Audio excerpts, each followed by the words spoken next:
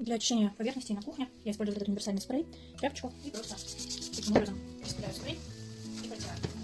Для очищения микроволновок есть несколько вариантов уборки внутри.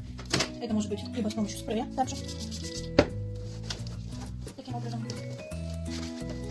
И сейчас покажу вам еще один вариант. Либо мы берем стеклянную посуду, туда наливаем водички и добавляем пару капель эфирного масла лимона. Можно перемешать таким образом и ставим туда. И запускаем на 5 минут. Так, вот у нас тут все стало влажным. И просто берем чистую тряпочку и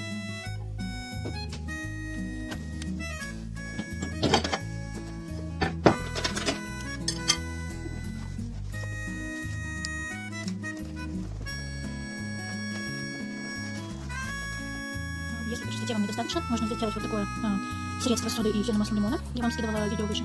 И еще отмыть этим средством предварительно намочив тряпку.